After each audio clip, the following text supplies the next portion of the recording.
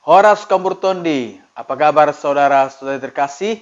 Semoga Anda semua dalam keadaan sehat, dalam keadaan sukacita, sehingga dapat melaksanakan kegiatan atau aktivitas apapun itu dan dimanapun Anda berada sekarang. Saudara-saudari, kita kembali melihat pokok pendalaman kita, yakni tentang liturgi.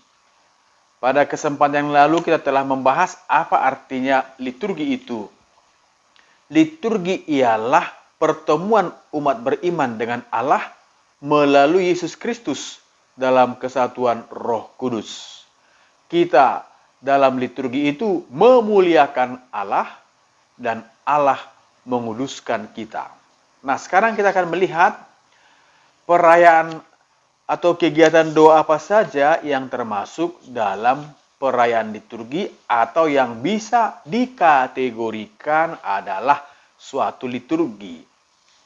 Kegiatan doa yang masuk sebagai perayaan liturgi ialah yang pertama, perayaan sakramen-sakramen, yakni 7 sakramen kita: sakramen baptis, sakramen krisma, sakramen ekaristi, sakramen tobat, sakramen perkawinan, sakramen pengurapan orang sakit, dan sakramen imamat. Yang kedua ialah sakramentali seperti pemakaman, pengucapan kaul, pemberkatan gereja, pemberkatan altar, pemberkatan minyak, pelantikan akolit, dan lektor, juga ibadat eksorsisme atau ibadat pengusiran setan. Yang ketiga adalah pemberkatan-pemberkatan aneka berkat. Contoh misalnya pemberkatan keluarga, pemberkatan suami istri, pemberkatan anak oleh orang tua, pemberkatan orang yang bertunangan, pemberkatan seorang ibu yang sebelum atau sesudah melahirkan, dan lain-lain. Yang keempat ialah ibadat harian. Ibadat harian ialah doa-doa yang dilantunkan, didoakan para imam dan biarawan-biarawati setiap hari, pagi, siang, sore hari, dan malam hari, yang disebut dengan ibadat kompletorium atau ibadat penutup. Dan yang kelima ialah pesta-pesta sepanjang tahun liturgi. Jadi itulah yang disebut dengan perayaan liturgi. Ada pertanyaan, apakah doa di dalam lingkungan adalah liturgi? Jawabannya ialah tidak. Perayaan atau kegiatan doa di lingkungan bukanlah liturgi dalam arti yang sesungguhnya. Dia itu adalah paraliturgi, mirip-mirip liturgi. Karena beberapa komponen yang telah kita bicarakan pada pertemuan yang lalu tidak semua masuk di sana. Misalnya kehadiran Kristus dalam diri pemimpin. Dalam doa liturgi pemimpinnya bisa saja tidak hanya satu, bisa 2, atau bisa dibawa secara bergotong royong. Lagu-lagunya mungkin tidak semua dari lagu puji syukur. Kadang mungkin satu lagu dibawa, diambil dari lagu-lagu rohani yang profan. Misalnya untuk semakin mendalami suatu tema, misalnya tentang bagaimana keterlibatan kita dalam hidup menggereja, mungkin dinyanyikan hidup ini adalah kesempatan. Hidup ini adalah kesempatan. Mungkin diulang-ulang sampai ada yang menangis atau tersentuh. Ya, itulah. Jadi doa lingkungan atau pertemuan lingkungan bukanlah suatu perayaan liturgi.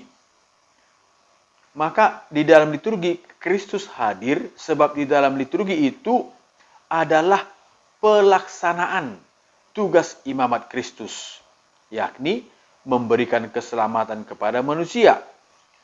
Saudara-saudara sekalian, jadi liturgi itu ialah tindakan atau perayaan iman.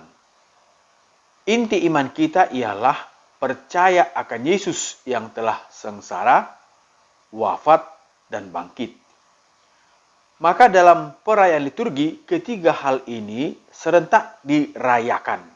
Karena itu, liturgi disebut sebagai perayaan iman. Maka perayaan mengandaikan suatu kebersamaan dan kegembiraan. Maka dalam liturgi ada kebersamaan, ada kegembiraan, di mana umat mengenang karya keselamatan yang diberikan Tuhan kepada umatnya. Sekarang kita akan melihat bahwa perayaan iman itu bagaimana mengutamakan kebersamaan. Liturgi sebagai perayaan iman harus dan selalu mengutamakan kebersamaan, selalu mengutamakan kepentingan umum. Maka seperti arti dari liturgia ialah pelayanan yang dilaksanakan untuk kebaikan bersama. Maka konsekuensinya kita mesti setia pada keputusan bersama dan rela menjalankan keputusan bersama itu. Tidak menonjolkan pendapat pribadi atau kepentingan pribadi. Rela mengorbankan pendapat pribadi demi kebersamaan. Maka liturgi adalah perayaan iman seluruh gereja, bukan milik kelompok atau pribadi. Melalui liturgi dinyatakan kesatuan kebersamaan umat Katolik di seluruh dunia. Liturgi misalnya yang sedang dirayakan di stasi pada hari Minggu, misalnya ibadat sabda, bukan hanya milik stasi tersebut. Misalnya Bapak Nadeak memimpin ibadat sabda pada hari Minggu biasa yang kelima di stasi Santo Rafael Kapung Saragi, bukan berarti hanya mereka yang merayakan itu, tetapi seluruh umat beriman di dunia ini merayakannya secara bersama-sama.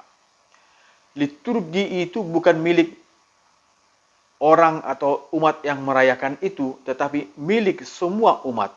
Umat separoki, sekeuskupan, dan seluruh dunia. Maka berliturgi berarti membina kesatuan, persaudaraan, dan kebersamaan. Maka sebenarnya kalau kita tidak ikut pergi ke gereja, merayakan sabda, atau merayakan misa, adalah suatu kerugian yang besar. Kita tidak menghadirkan diri kita secara kasat mata karena alasan malas atau apalah itu. Jadi dengan perayaan itu kita disatukan oleh iman yang sama melalui sakramen pembaptisan. Berliturgi berarti merayakan iman yang sama bersama seluruh umat yang dibaptis dalam gereja Katolik. Dimensi komunal ini antara lain dituangkan dalam tata ruang. Tata ruang di gereja yang sebenarnya idealnya adalah melingkar supaya saling bisa melihat. Juga dengan nyanyi bersama, lalu juga selalu memakai kata kami. Karena itu Konsili Vatikan II mendefinisikan liturgi sebagai tindakan Yesus Kristus, Imam Agung, bersama gerejanya untuk keselamatan manusia dan pemuliaan Allah yang ada di surga. Ada dialog antara Allah dan manusia di dalam ikatan Roh Kudus. Jadi roh itu yang mengikat kita supaya kita mampu memuliakan Allah dan Allah menguduskan kita. Itulah saudara-saudari betapa tinggi nilai luhur dari perayaan liturgi. Perayaan liturgi tidak boleh hanya dirayakan begitu saja, tapi perayaan itu harus disiapkan. Para petugas harus latihan, membaca lebih dahulu teks yang hendak dibacakan, melatih gerak-gerik yang harus dibuat saat melaksanakan tugas, apakah sebagai lektor, sebagai dirijen, sebagai pemazmur, petugas dua umat, petugas tatib, kolektan, dan lain sebagainya.